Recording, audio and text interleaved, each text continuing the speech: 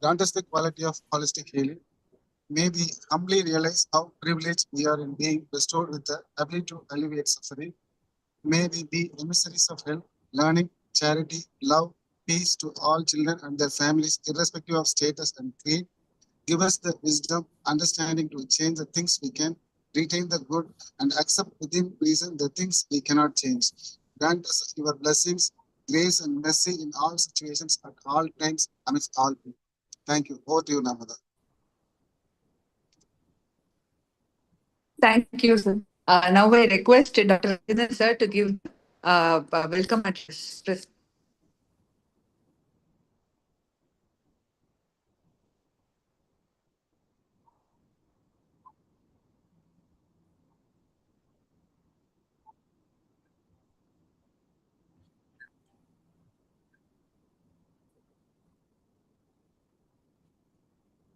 Yeah, thank you, Dr. Ramada. I respected most dynamic VP. Sir, video off பண்ணிக்கீங்க sir. Sir, video off பண்ணிக்கீங்க. Sir, KR sir, video off பண்ணிக்கீங்க. Break ஆகுது voice.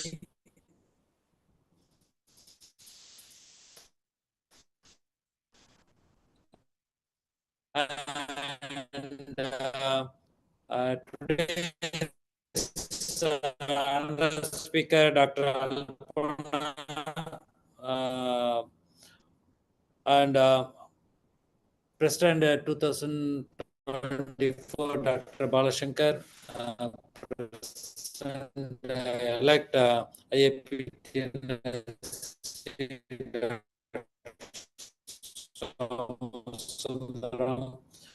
So, KS sir, we are not able to hear you properly. Sorry.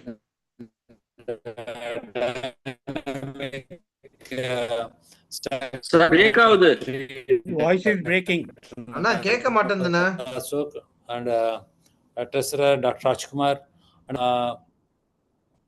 Coordinator Dr. Thirumurugan, and on behalf of IAPT NSC, I welcome one and all, and I welcome South Zone EB member.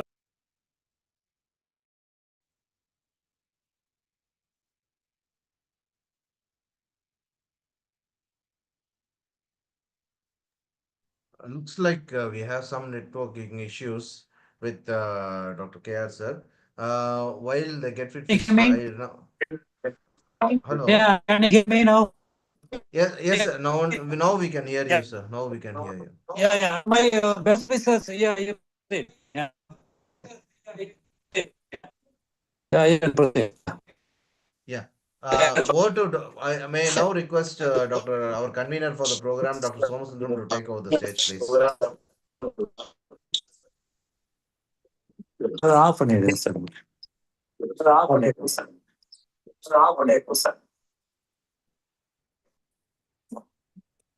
Somasundram, sir. Sir, பேசவா? பேசுங்க sir.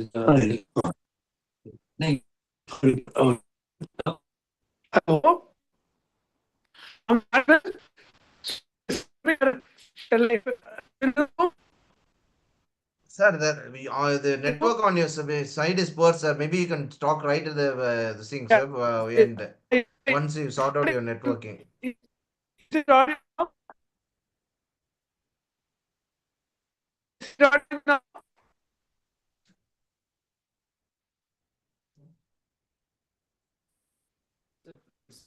Okay. From here, we don't have network at all.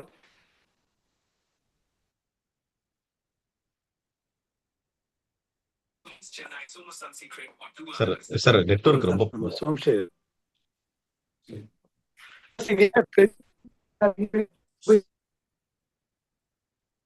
Hello அது அவங்க 2 பேரும் meet பண்ணுங்க, நான் பேசிடுறேன். So, good evening, respected dignitaries. So, this is a pediatric dialogue with the national faculties. Is a novel initiative by the current president of IAP Tamil Nadu, Professor Dr. Rajendran sir, as under his presidential action plan. and he contacted me and he told to be the convener of this program. And the way we are going forward will be from this month onwards. Every last Sunday between 8 to 9 p.m. we will be having this monthly one theme or one topic. So this month this is adolescent. Next month, last Sunday will be another topic. So we will be having only faculties other than from Tamil Nadu. So that is the main motto or the target for this program. And thank you for this program. We have Dr. Preeti Galagili, Madam, the South Zone Executive Board member, and Dr. Alpana. So both of them as consented to be the faculty and entertain the adolescent members with their enchanting charts. So without wasting my time, I hand over to Dr. Narmada for the proceedings there. Thank you. Somasundaram, South Zone Vice President. Yes, South Zone Vice President Sorry, actually. And sorry. So, Madam, sorry if there was a slip of the tongue. It was South Zone Vice President Dr. Preeti Kalagili, Madam, and we have our stalwart past EB member Dr. Sendil, who is future President AHA of India Central. this thing of Tamil Nadu. Okay. Thank you. I think before we start the program, can I now request our South Zone AHA member and Dr. Senthil to say a few words and introduce ma'am, and then we can proceed straight for madam's session. Yeah, a very good evening to one and all, to all the dignitaries of IAP Tamil Nadu State Chapter, the office bearers, and the Presidential Action Plan, all the three presidents, Secretary Dr. Narmada, Dr. Rajkumar, and Academic Coordinator Thirumurugan. A warm welcome to the Vice President South Zone, Dr. Preeti Galagali. She is a wonderful personality and a great academician of national and international repute. She is way ahead in her, deep into academics and the concern for adolescents and the parents and teachers, the three pillars to whom we have to take these programs. She has been doing this wonderfully for the past 3 decades, I think. And whenever my friend introduced her, Dr. Ashokan introduced her, Dr. Preeti, probably some 30 years back. She's really dedicated to the core.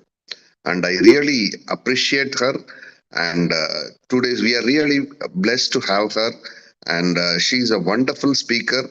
And she will take us to a different level in adolescence. This is what we have been seeing all these years. So, and wish her all the best for her future. And of course, she is one person we can really, the national expert. She's starting this program. It is really a wonderful thing to start with her. Thank you. Thank you very much, sir. I think Dr. Singaravellu sir, networking issues sorted out, so he just is. I think both of them are in Tanjore. Yeah. President. Yeah. Yeah. Welcome, sir. Good evening to all. Respected dynamic President Dr. Rajendran, Secretary Narmada, and Treasurer Rajkumar, and Academic Coordinator Thiru, and our past EB member President Sendil, and all others. I'm very happy that this P&D program, where our South Zone Vice President, Madam Preeti Galagli, is inaugurating, as Sendil has rightly told. She is also known to, not to me only, to all of us. Always, whenever we talk about adolescents, we always think of Madam. She has committed a person for bringing out adolescents' importance and also see that the younger generation should come well. And she always teach irrespective of the cadre. She will not bother that the person should bring a good citizen to India. That is her motto, and that is she is really committed and working for that. I know I visited her place, and Sir Anand also, her husband also, fully supporting her for all her endeavors. Wish you all the best, madam, in your career, and we all will be with you. And talking about Alpana, ma'am, such a wonderful person. She has also joined. Definitely, both of the stalwarts will deliver a lot to our people. Definitely, it will be useful for all the practitioners, because many of our postgraduates has joined only YouTube.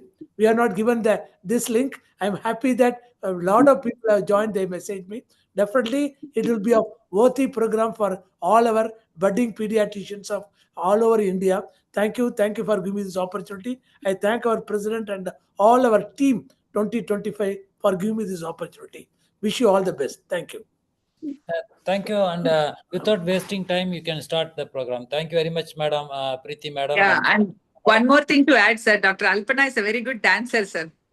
Oh, nice. Oh, Oh, Yeah, nice. she's a very good dancer, and she does Shiva Parvati dance at the same time. You really have such a wonderful to see, and she's very enthusiastic in women's ring also, sir. So she makes the program itself so lively. So along with Preeti Galgali madam and Lalpana ma'am, I'm very sure very She'll be dancing and talking. today, sir. Thank you, sir. She'll be dancing and talking. No, sir. That we have to call her separately for a physical program, and she will give us this feast, sir. Thank you, Srinivasan sir. Be with us. Thank you, sir. thank you, sir. Thank you. Thanks. Thank you. Thank you, sir. Thank you, sir. So over to Alpana ma'am for a talk. Shall I share my screen, ma'am? Dr. Alpana? Yeah. Your voice,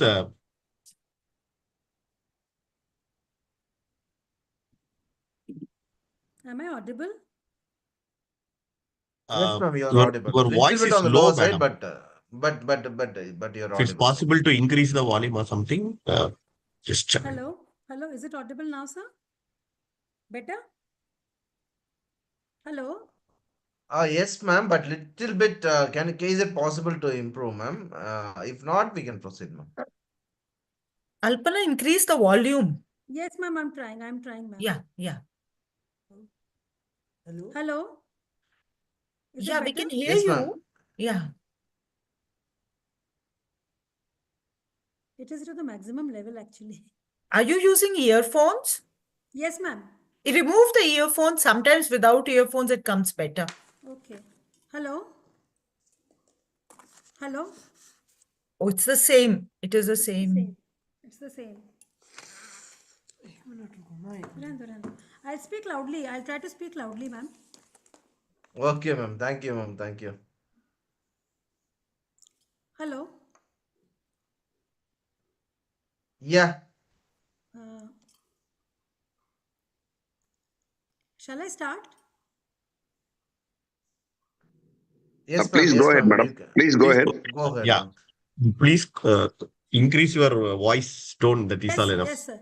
Yes, Yeah. sir. Yes, sir. Yes. Yeah.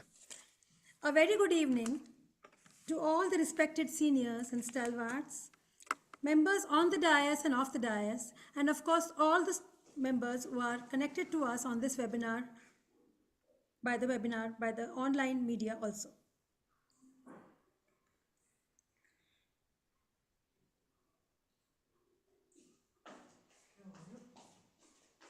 Just a second. So in this technology-driven era, millennials are using digital media more than anyone can imagine. Adolescents normatively have immature self-control, self-regulation, and cognition as compared to adults, which, as we all know, is due to the immature prefrontal cortex. Thus, are more vulnerable to the ill effects of media. Adolescents are attracted towards the screen to affirm their group identities because of the fear of being missing out, to escape from stress, easier to make friends online, and so on and so forth. The present era is actually called as the age of screenagers. Screen time, when we say, it is a term used for total time spent per day on activities done in front of a screen, such as watching TV, working on a computer, or playing video games. And the big tray which is offered to us in the types of social media are the Pinterest, Wikipedia, YouTube, Reels, Tinder, Twitter, Facebook, WhatsApp, Insta, Threads, and so many more. We are seeing the adolescent here in this picture, surrounded by so many gadgets and involved in multitasking. She is also under pressure that if she does not keep herself updated, she fears FOMO, the feeling of being missed out. And this topic is important to be discussed in this forum because of the statistics which are showing rising trends of screen time viewed by all ages of children. The RKSK data shows that in the rural India, more than 36% of the internet users are of the age group 12 to 19. Whereas in the urban India, 25% of the internet users are in the age group 12 to 19. It has also been found that 36% of the adolescents are cyberbullied and 46% have got in trouble for being in the social network in some or the other way. And more than 70% are spending more than 5 hours a week on internet. So when we talk of these things, we should know a few terms. We should be able to understand these terms. Digital literacy. It is the ability to effectively navigate digital platforms and understand, evaluate, and use content to communicate using a range of digital tools. And our children learn to use technology safely, competently, and responsibly. When we talk of digital citizenship, it is defined as the appropriate and responsible behavior while using technology. Education about digital citizenship is important and encompasses learning to respect others and to protect oneself and others also online. Digital education is all about using digital technology and tools in an innovative manner to teach and also to learn. So screen time can have a number of, it has a number of positive effects on our child development. Quality content can help our children learn empathy, tolerance, respect, and anti-violence attitudes. Screen time can help our children to express themselves through art, music, and expressive language. Creative apps and digital art tools can help children explore their creativity more and more. Screen time can also help children to develop skills for problem solving and communication. It also supports family interaction. Co-viewing and co-playing can actually help children's healthy development. The social media platforms provide students with a wealth of educational content. It enables them to access the information, news, and resources which are relevant to their studies. These platforms also facilitate communication and networking among students. It allows them to connect with peers, mentors, and experts from around the world. It has also played a vital role in raising awareness about important social issues and mobilizing students. The teens who struggle with social skills and anxiety, which may be due to any mental health issue, or who do not have easy access to face-to-face socializing, they might also benefit from connecting with other teens through this social media. The teens in the marginalized groups, LGBTQ, and teens struggling with these issues can find support and friendship through the use of social media. Even the children who are suffering from chronic diseases or have some mental health issues, they go for more school absenteeism. They can keep themselves at par with their peers by these online classes, and their year will not be wasted, as we have already observed in the COVID era. When we talk of so many benefits, video games is a very big question. So many children are involved in this, but they can also have many benefits for our adolescents. Intelligence is one of the most important and well studied psychological traits and encompasses multiple cognitive processes like the attention, working memory, processing speed, reasoning, comprehension, long term memory, etc. We are seeing that our children and grandchildren are playing these games so swiftly and gaining so many points and marks in their games. We feel that this generation of our grandchildren and children are more intelligent than us when we were of their age. Probably the video games could partially explain the worldwide gradual increase in the intelligence scores over the decades, which is also known as the Flynn effect. The studies in Brazil, New Zealand, USA have proved that children 6 to 12 years who played video games for more than 2 hours scored significantly high intelligence scores after 2 years. So digital education also enables our students to learn from anywhere in the world or in the comfort of their homes. So Australia has recently passed a law that bans children under 16 from using social media. This is a topic of debate nowadays. Maybe they think they will benefit their children, but what we feel, what one side of the picture, one side of the coin is that these children of Australia are going to compete with their peer groups from all over the world and different countries. But these children will be much more intelligent and well versed with the social media. So probably in this competition, the children from Australia may lag far behind than their peers, counter peers. So there are many positive and negative responses to this. Next, we come to media literacy, which can easily be remembered by the mnemonic digital. Determine the source credibility, investigate multiple sources, guard your privacy, never give your personal information online. Interpret with critical thinking and check data reliability before responding. Think before sharing.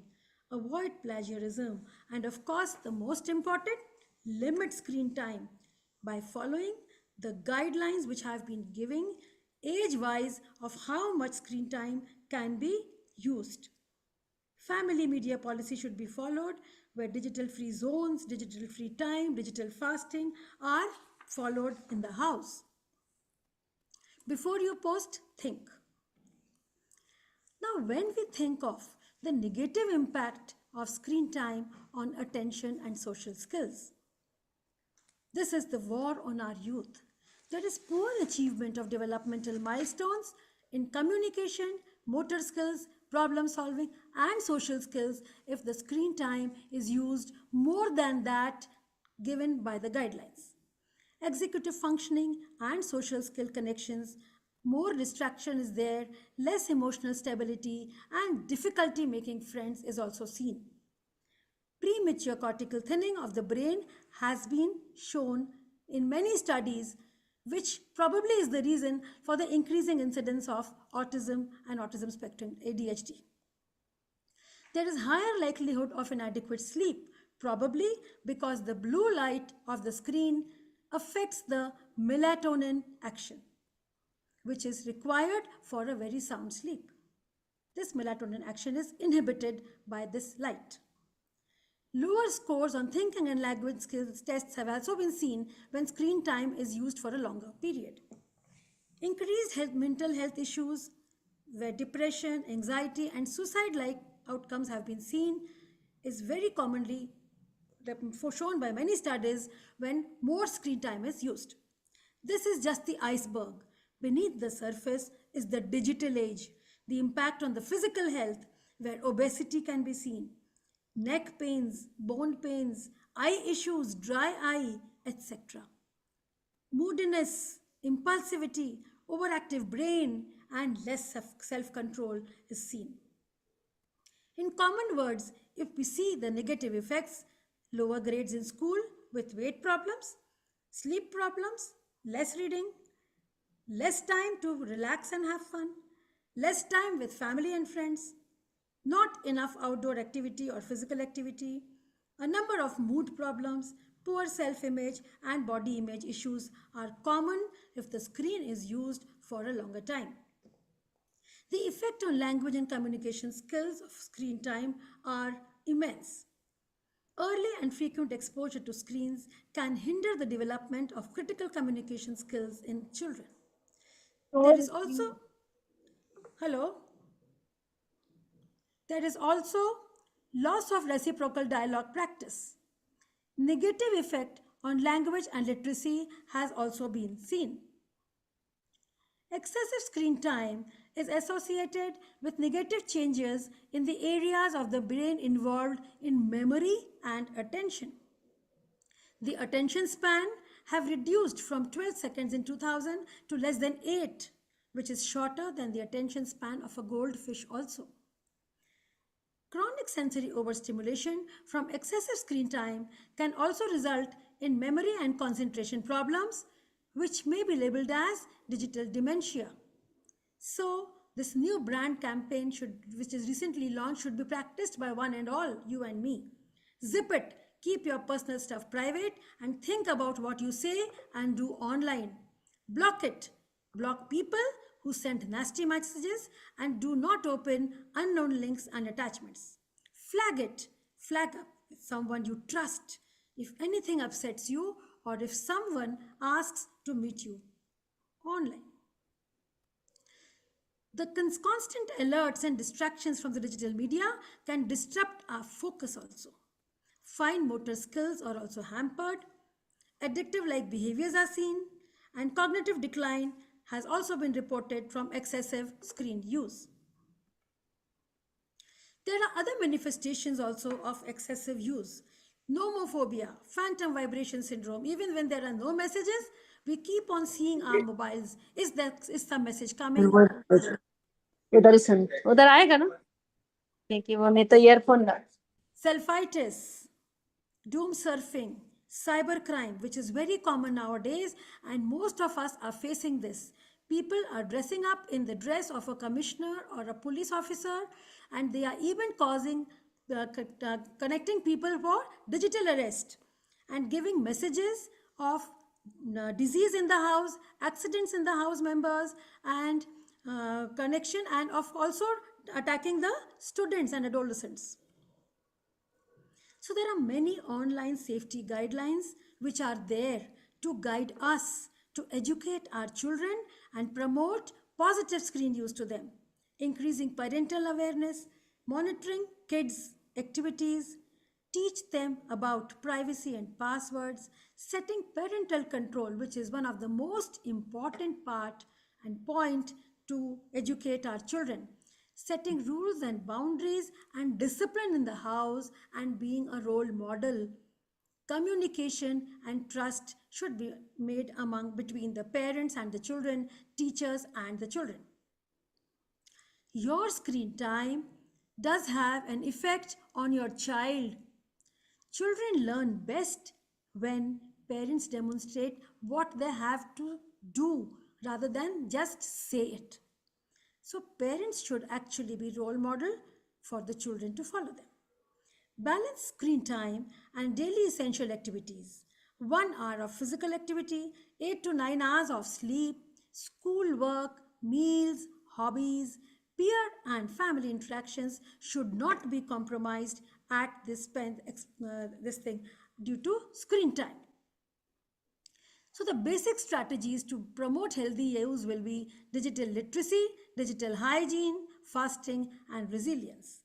Digital detox helpline has been started by the Shut Clinic in Nimhans, Bangalore. They can also help for de-addictions. To make a classroom digital hygiene, we have to teach our children to sit with the right posture, right angles, eye level and your laptop, and the angles between your legs, ground, etc.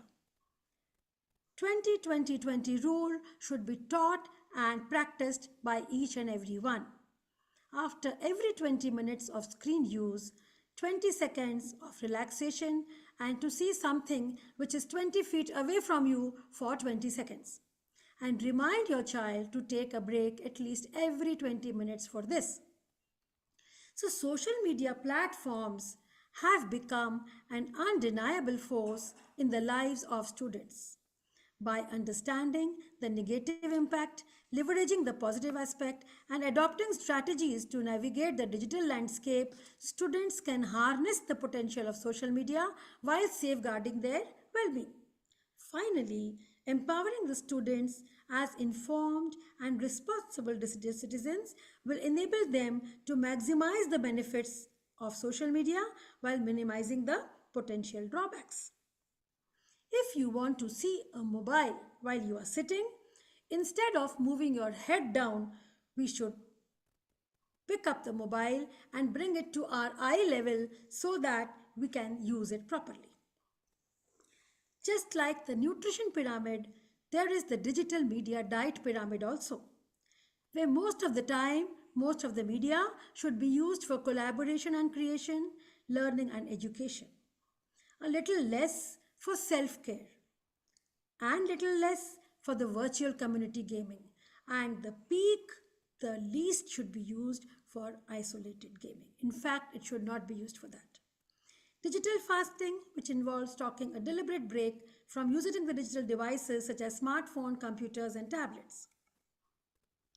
So, when we talk of moving our children and adolescents towards the positive screen time use, we have to remember the 3 R's: recognize, reward, and reinforce human social interactions. Create a system and reward teens when they follow face to face social interactions. We have to make them understand the difference between alone and loneliness. Do your best to establish physical anchors like a hug, holding hands, placing their heads on your shoulders, and touching them. The Munna Lal ki jhappi is a very important, and very effective method of increasing our connection with our children and adolescents. Monitor but do not micromanage. Teens need space to explore. If they feel restricted, the rebel in them awakens, and whatever you try to do, the result will always be in the contrary. And the most important point of all is encourage seeking real life support. A balanced approach can provide a safety net without feeling restrictive, allowing you to identify early signs of unhealthy dependency and stop doing multitasking. For this step of working towards the right hygiene of screen time in children, there is role for the kids who have to be educated, the parents who have to be guided, the community as well as the teachers.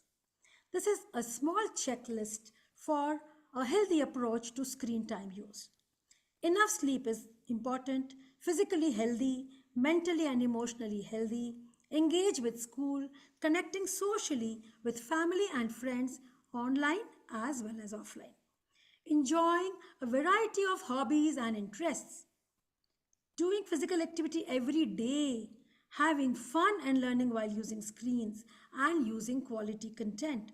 So we can keep a check on these points, and then we will be able to convince our children that this is positive screen. Last but not the least, you and me have to promote our children and grandchildren for more and more reading. And our child should be the one with the brown book, and all around him or her should be taking a selfie or a pic with him to show it and make it viral on media. Thank you.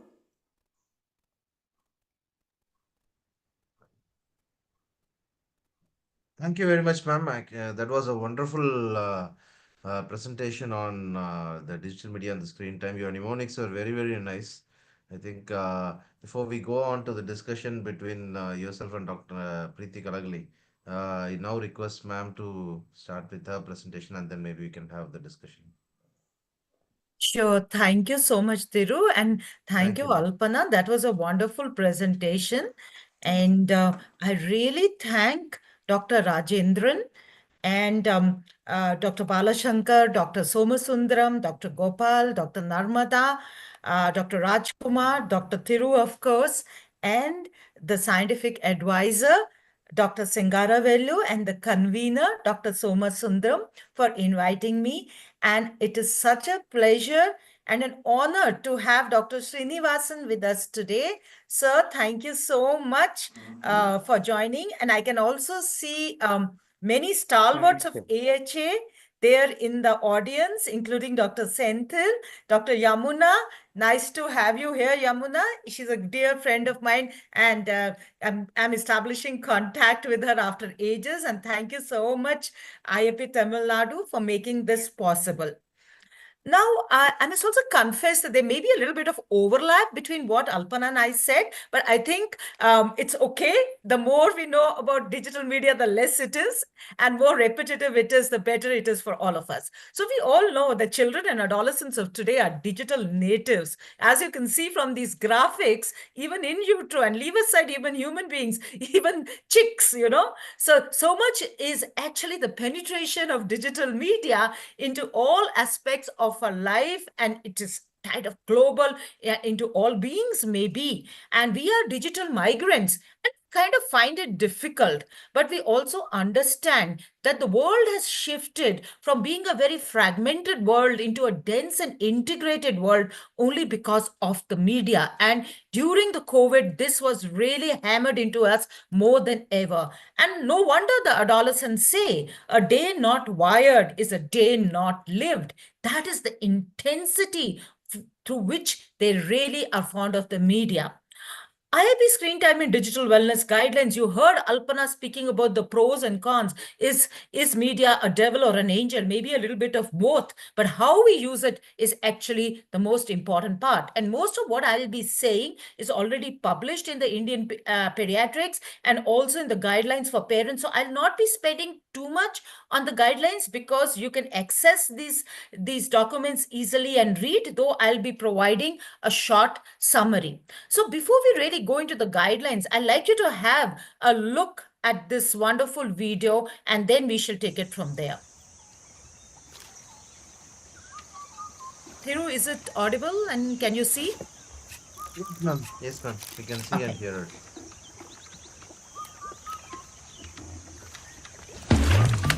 Hey, I look. Go back to office. I need back to the.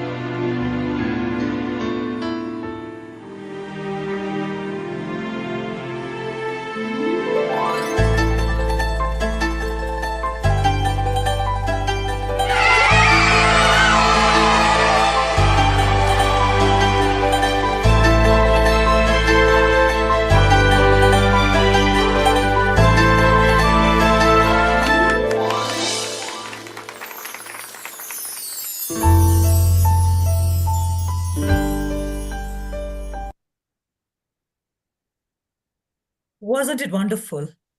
If Beautifully, only ma'am. we produced more media like this, there would be no need of guidelines. Yes, I'm sure you all agree with me that media is such a powerful tool. And through this video, just a 3-minute video, you saw how important education is and even adult education. Okay, anyway, we shall in the next few minutes go through a few practice pearls. I'll discuss a few cases with you and also share a couple of new updates. So screen time, is it really, possible to measure screen time now? So we have, when we go to the petrol bunk, there is a screen there. We go outside, we see the advertisements, there's a screen there. So everywhere there are screens around us. So actually, practically, it is impossible to really measure screen time, but what can definitely be measured is screen-free time. And that is what we need to now shift from what we were talking before to the screen time and focus more on the screen-free time, which is now becoming more and more important. So we talk about digital well-being, and what is it? Digital well-being is the conscious use of technology, enabling individuals and communities to realize their potential. And as far as adolescents are concerned, the digital well-being is about good health, optimum nutrition, connectedness, positive values, contribution to society, safe and supportive environment, enabling learning, employability, agency, and resilience, that is building up self-esteem and bouncing from failures. So can the media actually contribute to adolescent well-being? Yes, it can. And that should be our role in the society to ensure that this is really happening. Kalpana mentioned about the adolescent brain, and we are very familiar with the adolescent brain, that the limbic system is on a high, the reward center is on a high, prefrontal cortex is not developed. So they're looking at craving for rewards. They want belongingness. They want instant gratification. They're even impulsive. So when they get the likes on the social media, it is like giving them a high. And no wonder sometimes media is said to be akin to drug addiction, because the likes are giving them a high. And also, like the fear of missing out, they feel so much in a peer group, a sense of belonging when they're on the media, and they get that instant gratification. So when all this is happening, to really maintain your calm in the chaos, especially with an immature prefrontal cortex, is really a challenge for the adolescents, and we need to be more helpful in trying to maintain this calm. Now, IIP guidelines on screen time are very, very clear. The guidelines are not formed in the adolescent period, but they say much before that, even a child before, when we start thinking about having a child, we should be very clear that below 2 years of age, the child should not be exposed to any type of screens except a few minutes of video interaction with the relatives who are not in the same place. And these digital rules and family media plan need to be actually formulated right in the beginning, and especially before giving a device. For 2 to 5 years, the IAP guideline says it should be limited to a maximum of 1 hour of supervised screen time, not to just give them the phone alone. What kind of sites are they going to? We don't know. Actually, pornography is available just at a click. So we have to be very, very careful. And 5 to 10 years, less than 2 hours per day.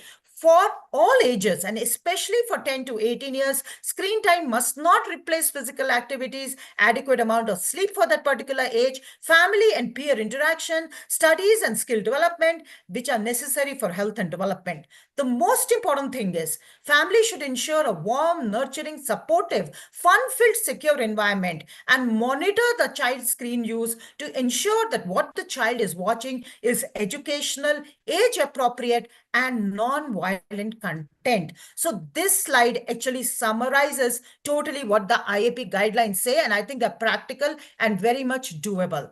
Also, as we are going along, we are understanding that there are new challenges coming in. The challenge of virtual reality. Just like you see this apple, what is the mirror showing? The mirror is showing the healthy side of the apple and not the rotten side. So this is what we need to tell the adolescent, that please do not believe what you see on the social media totally, because there is body morphing, there's a lot of makeup being done, there are a lot of filters being used, as you can see in these images. The person has, in fact, a little bit of pot belly, but it looks as if he's having 6 packs. And see the wonderful complexion of the girl, which is actually not so fine as it appears to be. So look beyond the image is something which we have to tell the adolescent. We have to talk to them about media literacy. Alpana did mention it. So look at this advertisement, which shows Virat Kohli pointing to a Pepsi bottle. So who made this message? These are the questions which we need to ask them.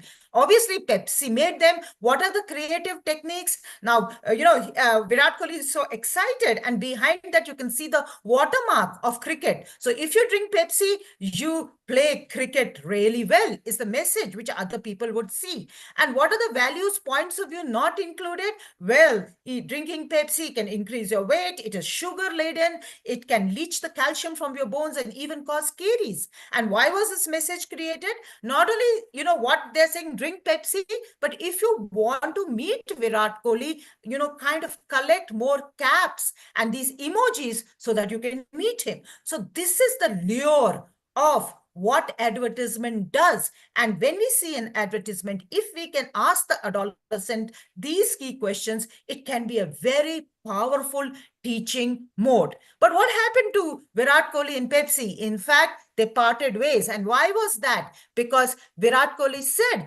how can I advertise for something which I do not drink myself? So again, a very powerful message given by Virat Kohli that Pepsi is not the way to go if you want to become a world-class cricket champion. So as we were very happy that we have learned the trick of media literacy, we had the problem of deep fakes coming in. So you know how media literacy is all about. We need to keep updated. And for those of you, he is a very famous actor, Robert De Niro, and he's a very big favorite of mine. I'm sure he's a favorite of many other people. Now, how do you differentiate between the original and a deep fake? So now we have to teach adolescents.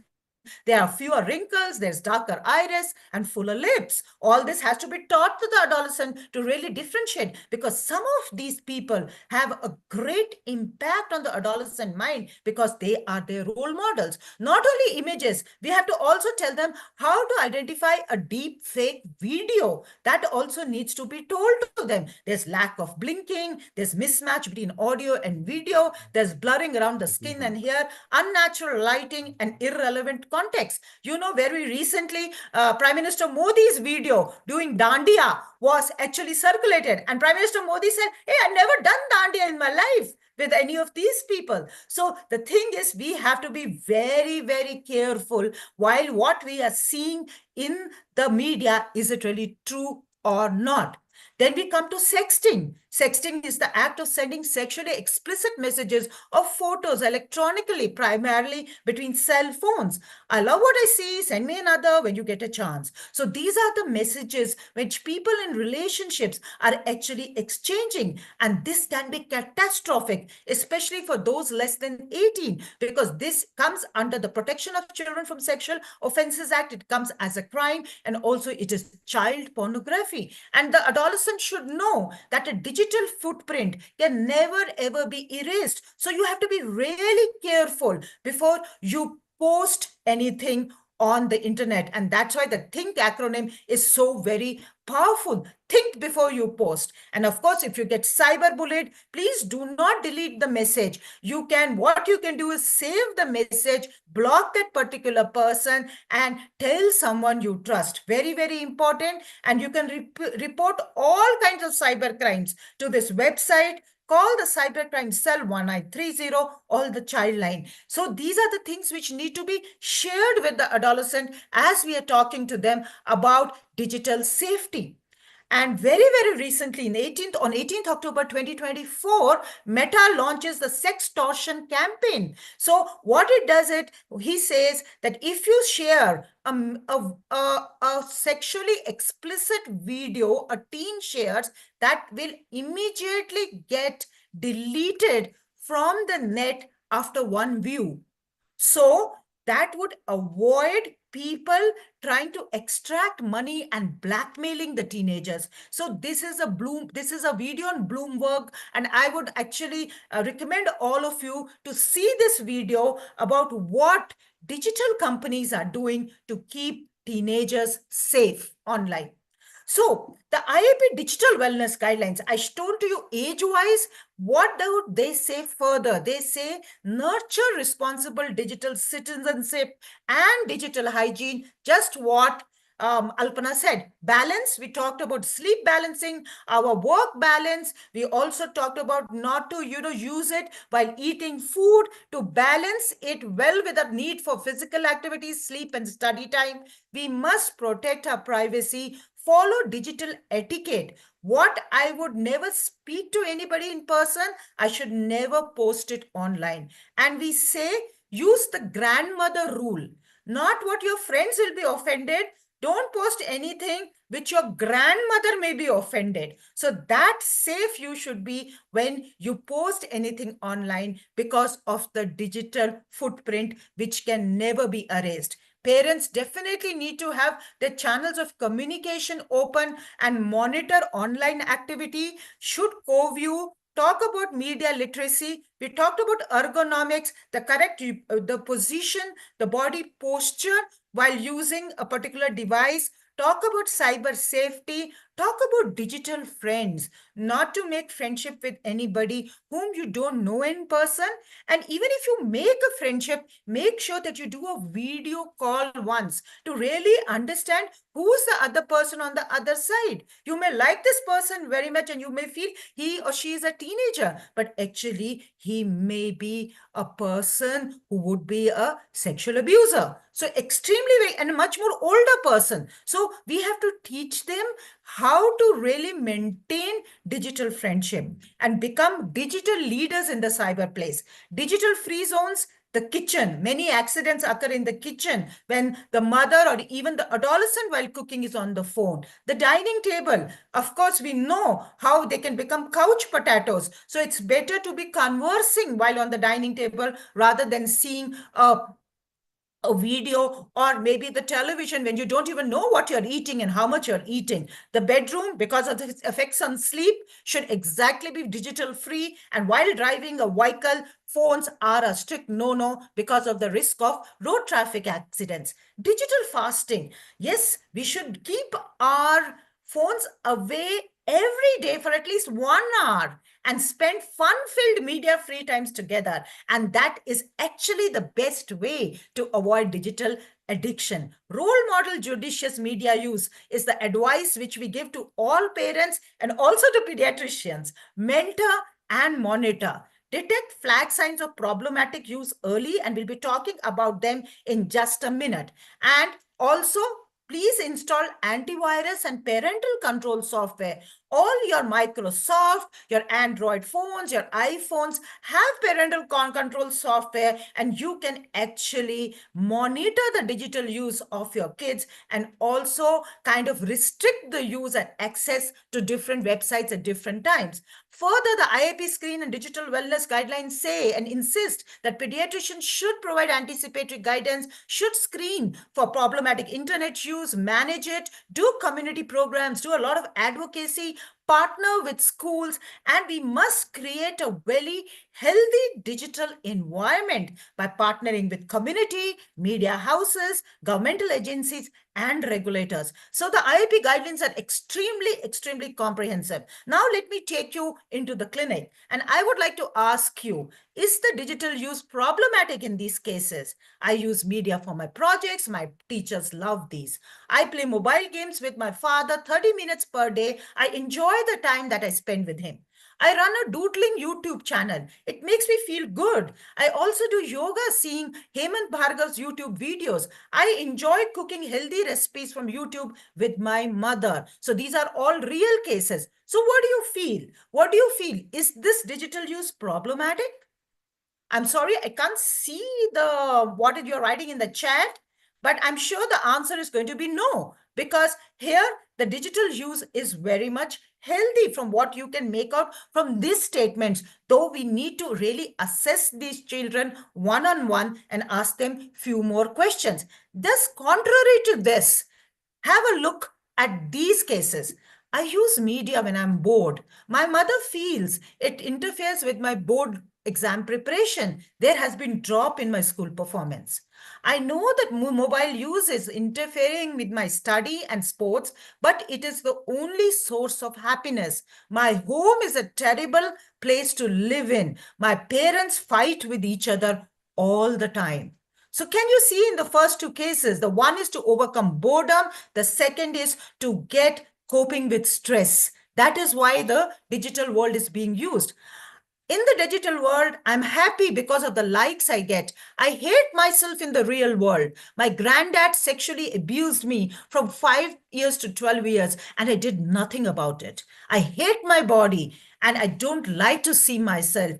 But the likes that I get on the digital media give me a kick. So you can see again, coping with stress for self-validation, for increasing the self-esteem, the media is being used. And we would call all these cases problematic, but before we label problematic, we need to get to the roots of the problem, which is extremely important. Now, is there a simple tool for you and me to use? If we can use this simple tool, which has been developed by Dr. Manoj Sharma of the Shut Clinic, which Dr. Alpana was referring to. He is leading the Shut Clinic and he is the clinical psychologist there. So he says 4 out of 5 C's positive indicate problematic use of media. So what are the 5 C's? Craving. I always want to use the media. When I start using the media, I cannot leave it. There is loss of control.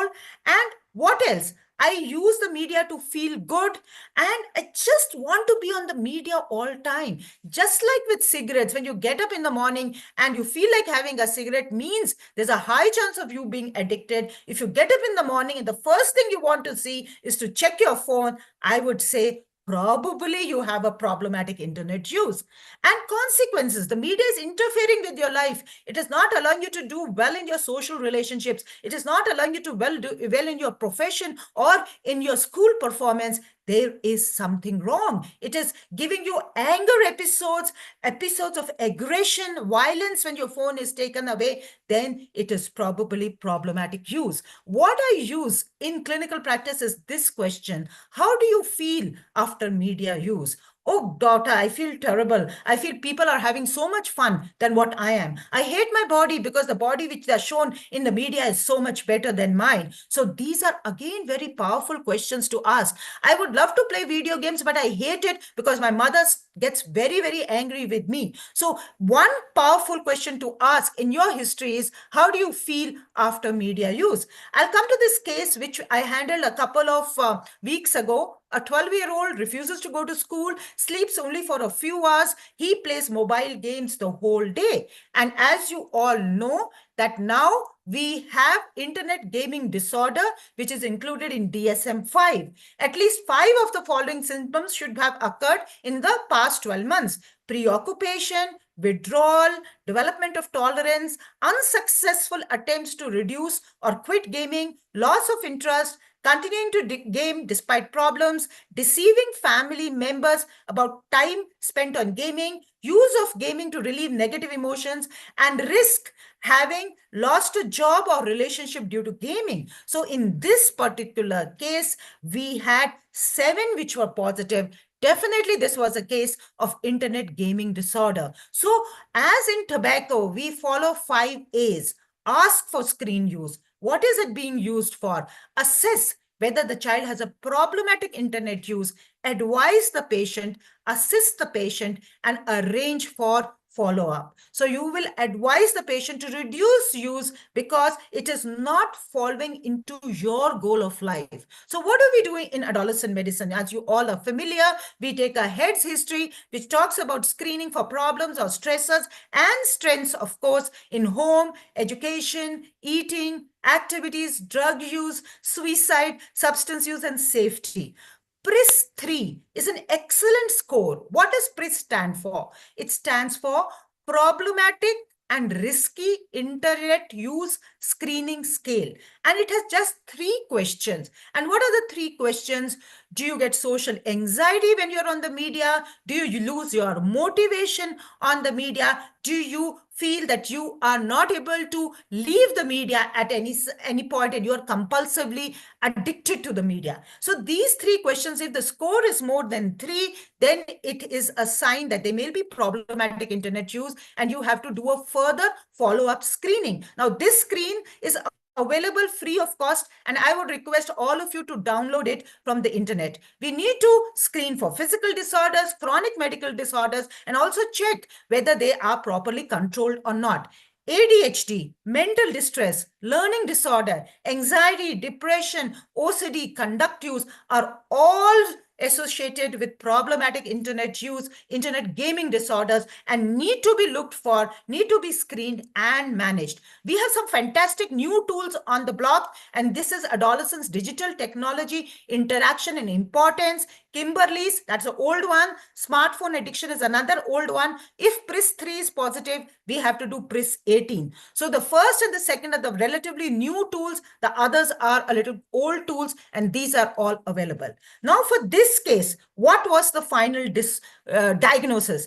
For those of you who are in adolescent medicine and those of you who are developmental pediatrician, I would say, please follow this multi-axial system of diagnosis. Axis 1 talks about the mental disorder. So in this case, it was internet gaming disorder. When we further talk to this child, we realize this child has a specific learning disorder.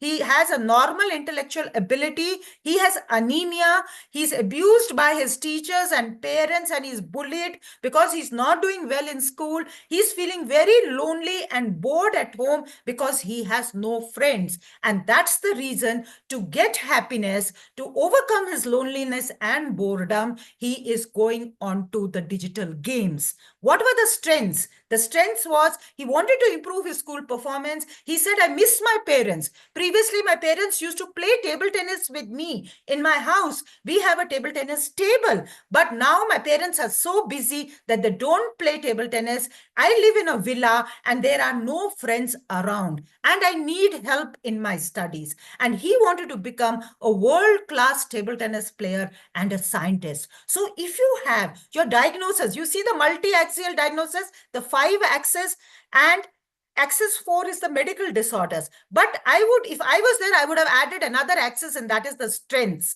So this is a very comprehensive diagnosis, and this helps us to help the child. Now, how did we actually help the child? We asked the child, what was he feeling? And he said, I'll be good only in the online world. I'm a worthless nobody in the offline world. Nobody loves me. What did we do next? We did a behavior modification. We maintained a daily log of internet usage. We established the baseline for treatment. We told him what his triggers are, and we told him how his gaming is interfering in his studies and would not allow him to achieve his life goals. We also started doing cognitive restructuring.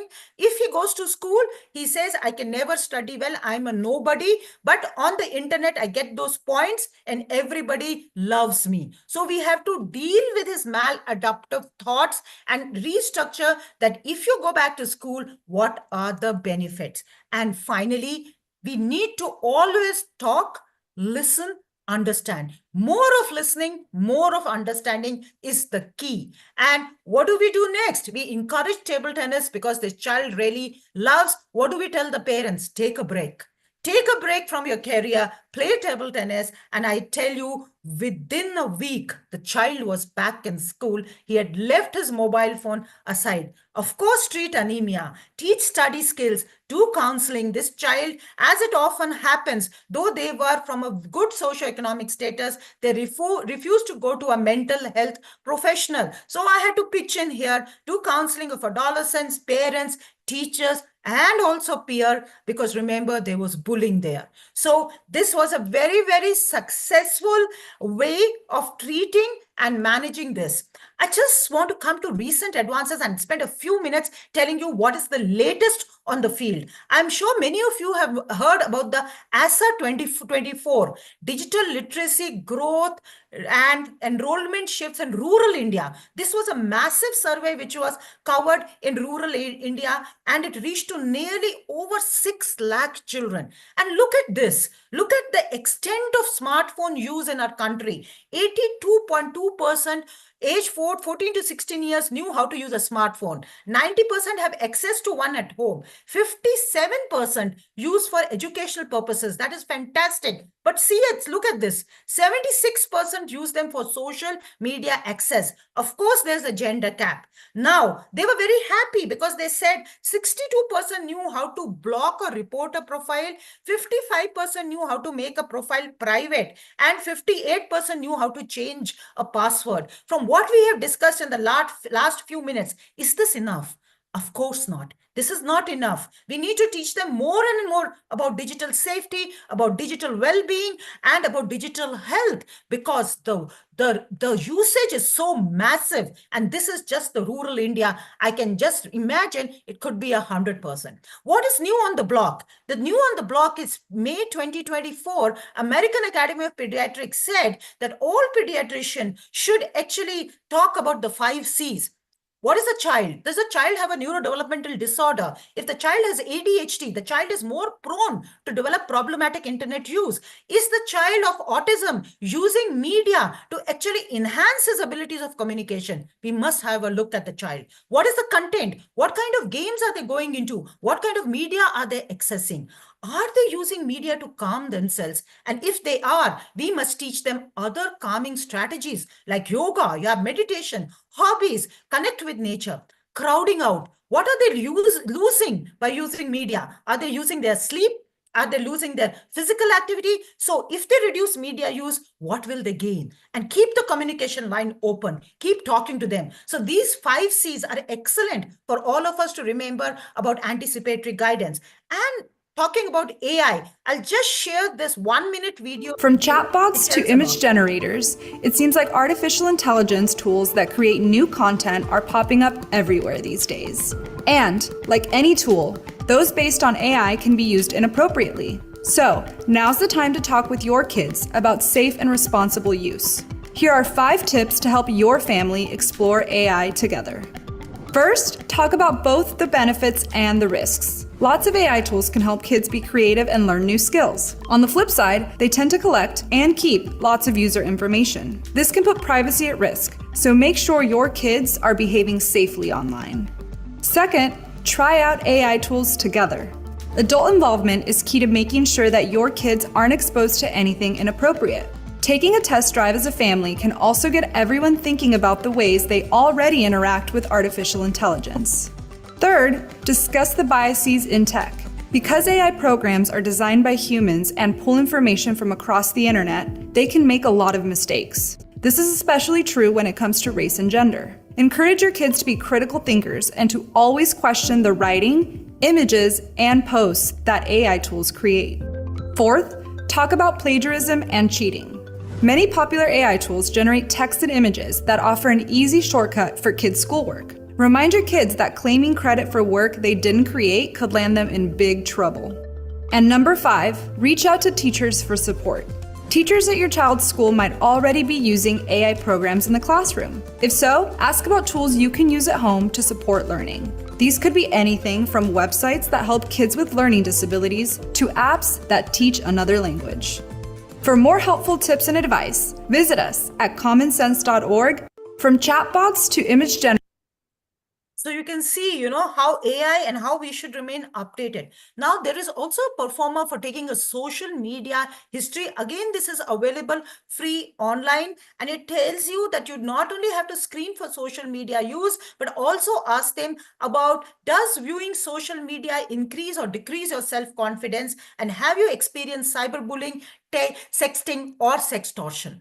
So, are we going to have a new specialty of medicine called the digital health physicians? Maybe yes, in the near future. We would have a new specialty because the way it is rapidly, undergoing changes and the way we are finding it difficult to really keep updated. We must talk to them about social media algorithms, the hook of addiction. We have to talk more critically about telemedicine and how the mental disorder algorithms are helping to, in fact, diagnose all these mental disorders. We have to talk about metaverse. There was recently a rape on metaverse. We need to talk more about cyber safety, cyber laws. Do you know the Supreme Court recently said that the term child pornography has to be replaced by child sexual exploitation and abuse material. And child pornography is actually a crime under various acts under the Indian law. More longitudinal research studies are needed to actually see the effect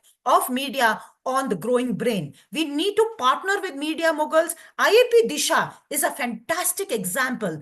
IAP Ki Baat, community ke saath, exactly a fantastic example of partnering with media for doing a good and for healthy media use. We need to engage with the youth themselves to produce media which is healthy. So we have been doing a little bit of research. We have been doing a little bit of publications on digital failure, telecounseling, esports, role of telemedicine. We also wrote about porn, and recently we published the influence of smartphone on adolescent sexuality. So please keep publishing what you see, even if there are case reports, because we need more and more.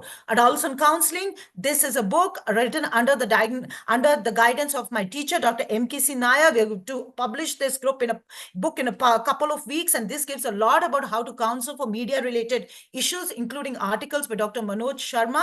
This is a fantastic book by the pediatrician of the world called Michael Rich. He's a pediatrician who specializes in media related orders. So the key message is we cannot escape media. It is an integral part of life. We have to nurture healthy, joyful, safe, responsible, and age-appropriate media use. Definitely follow the IAP guidelines and recommend parents to do the same. Detect flag signs of problematic use and mental distress disorders early and act on them.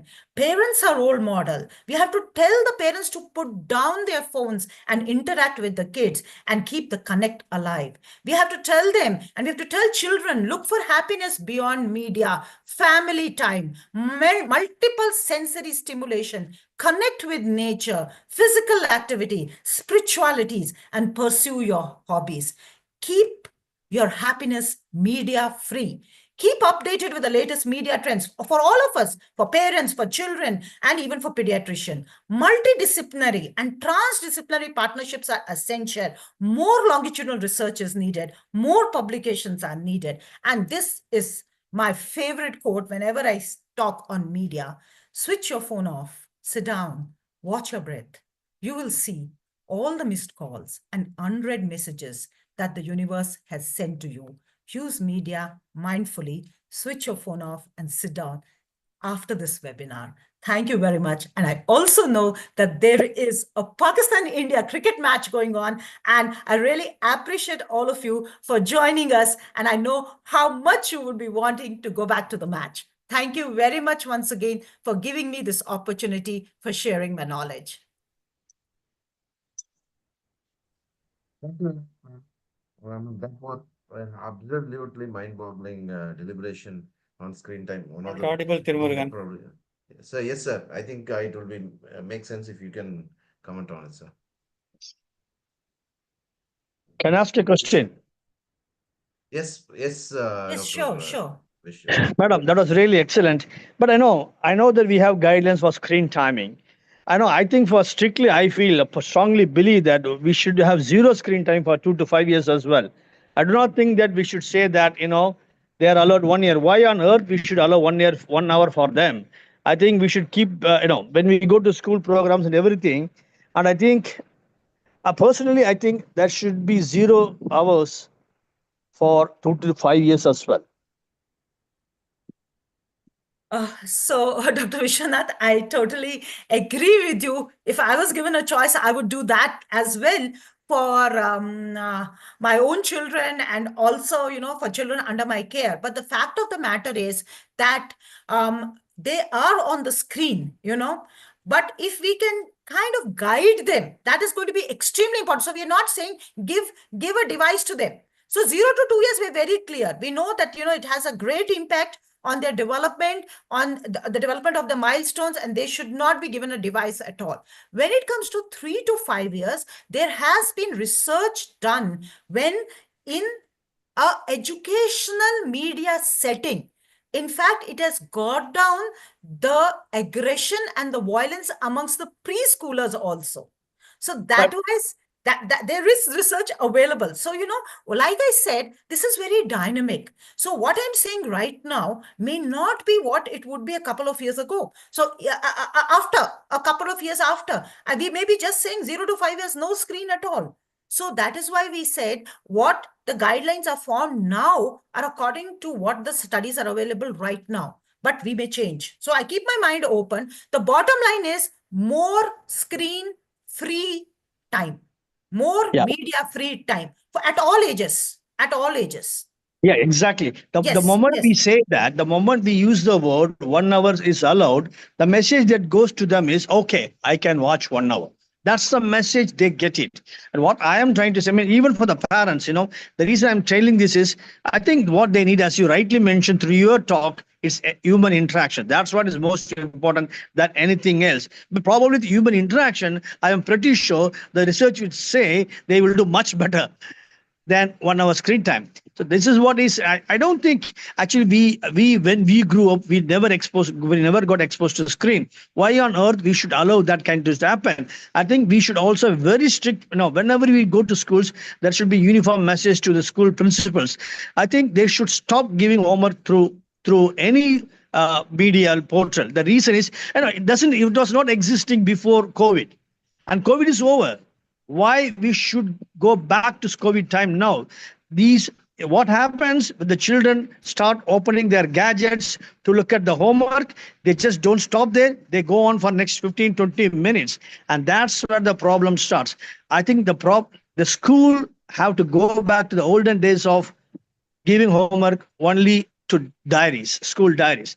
They should not do any online activities, particularly for children, even I will say even until 8th grade. Probably from 9th and 10th grade, that's okay. Probably they can have it. I strongly believe that. I think that should be the way forward.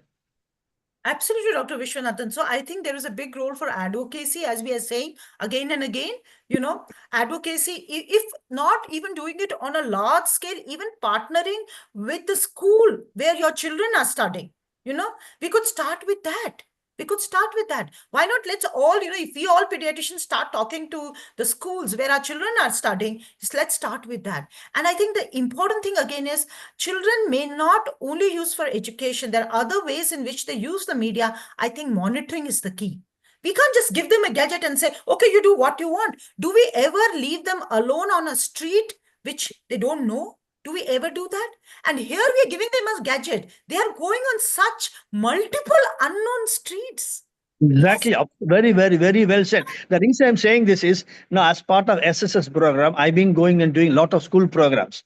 At the end of all school programs, the only message I give to principal and vice principal is what I told you now. Please go back to the period before pre-COVID era. Please don't give any homework, any activities through online, because their educational skills are very good even before COVID. Why on earth what we are going to do much different? I don't think they are going to improve their educational skills just by doing a lot of online activities. And another way, as you told, we will be regressive actually. And to add on to that point, what Dr. Vishwanathan was saying, Sweden has just come up with a project of spending 100 million euros just to replace all the computers and go back to their old method, because they realize that it's more harmful than useful. And similarly, Australia have done it. Yeah. Australia is also banned. Preeti ma'am, it was a wonderful presentation, ma'am. Lakshmi Shanti here. Thank you. And Alpana ma'am was also very good. And as told by Dr. Vishwanathan also, instead of telling no to media, I think we should teach them more of digital literacy, especially in the adolescent, as emphasized by Alpana ma'am and in your presentation also. And for the kids, I think this 1 hour guidelines came after the COVID, ma'am, the video calls with the relatives and I mean, The moment we go to the media time, we are taking away their playtime. The moment we say that we allow half an hour, 1 hour, we are taking their playtime. correct, but it can be done under like supervision, maybe some educator material or like how we show them the under supervision, maybe I mean, I just saw our Professor Srinivasan interactive thing. sir just put a message saying that his 12-year-old grandson was just seriously listening to this talk. So, yeah, so there are That's positives nice. as well. Yeah, that's very nice. That's And he's obviously learning a lot of things. It's just about getting the message across. And I think, I mean, Dr. Alpha, ma'am, your take on what Dr. Iswanathan just told, ma'am. So actually, it was a very nice point which he has said. And we also, when we go to schools for the adolescent checkups, for the adolescent sessions, and for the SSS, as he said, I also do this, what he was saying. We promote the principals to please stop sending homeworks on phone. The moment we talk in our OPD to our parents, बच्चा कितनी देर mobile चला रहा है? कुछ नहीं ma'am, थोड़ा पढ़ाई का देखता है. क्या देखते हो आप पढ़ाई का? होमवर्क तो अब मिल नहीं रहा है. अब आप क्या देखते हो? बस 5 minute. But the thing is कि 5 मिनट कोई मोबाइल हाथ में नहीं लेता. 5 minutes you don't even know where you are catching the mobile. It is Correct. 10 to 15 minutes when you understand कि आपके हाथ में mobile and you keep on scrolling. The same thing is with the children. Once the mobile is in their hands, whether you say 5 minutes, you say 10 minutes, it is actually for hours. The And second the point was the second point what I feel is the increasing coaching classes which are going on.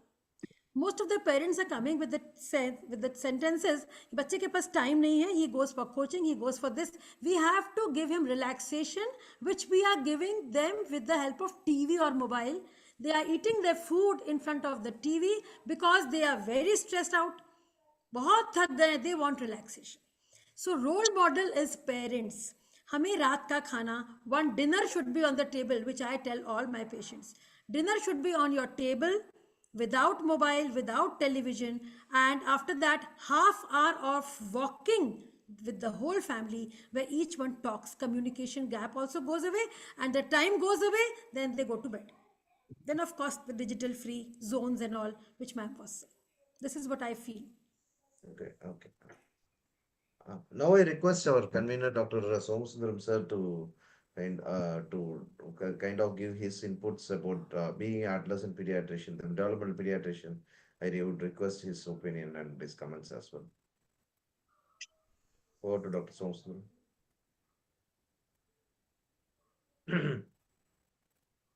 Dr. Somasundaram. Okay. Dr. Senthil. Senthil, sir. His concluding remarks. I think it was the digital media is going to stay. It is going to impact the children and the adolescents, and we are going to face the effects, and we are going to give a price for that.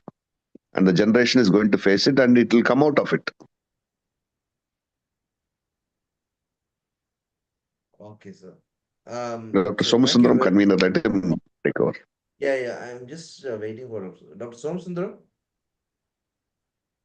I mean, okay, fine.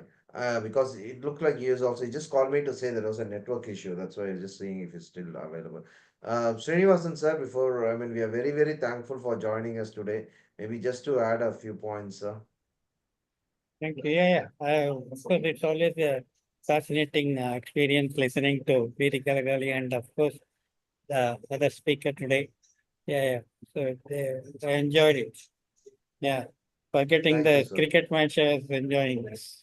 Yes, sir. Yes, sir. It is very unusual for you not to sit in front of cricket match and then be in a webinar. I mean, that shows how good this webinar is. Even my 12-year-old grandson was listening. I mean, all through those years, ma'am, sir, the only time sir would be, you can get sir away from pediatric ward would be when there was a cricket match. Sir would be very, I mean, I'm talking about 30 years back when we were students. And so, I mean, it was a very, very, very impressive session. We learned a lot. We just need to get this message across to everyone. And we are very, very thankful for joining us and then enlightening us on Yeah, wonderful aspects. I mean, what we need to do as pediatricians to pass on the message and just not only, uh, uh, I mean, just not be bothered about it. So thank you very much, ma'am. If anyone else wants to just give their comments, otherwise we can close. Good evening, all, madam. Preeti, madam, excellent as usual. And the Alpana is a very sweet and crisp presentation. And the messages both of you given is a very new one. And hope we will continue to listen in future program. I congratulate Thiru for the wonderful, innovative platform. You please continue. Thank you, sir, but it's not mine, sir. It's Dr. KR, sir. Thank you very much. I will take this compliments on his behalf. Very good. Thank you, Nice sir. to have Thank you. madam here. Thank you. Thank you very much. Thank you very much, sir. I think wonderful. Thank you very much and good night. Thank you very much. Thank Bye. you. Bye-bye. We Good finished Good night. night, all of you. Good on night, dot, ma'am. Thank That is Dr. very nice, actually. Preeti Galagavi and Yeah. Alpana. Thank you, sir. Thank you, sir. I mean, we need to thank her. I mean, because she's just going off to US tomorrow, and then she agreed to join us today to give such a wonderful Yeah, talk. that's a great. One more trip to USA. Good. Thank you, sir. Thank you, Yeah. sir. Yeah. Thank you, Thiru. Thank you, sir. She is going to present, I think, in Yeah, three yeah. different Last year sessions also in she the went. thing. Yes, sir. So Thank you you so very much, much. ma'am. Thank you. Thank you very Thank much. you, ma'am. Good night. Bye. Good night. Good night.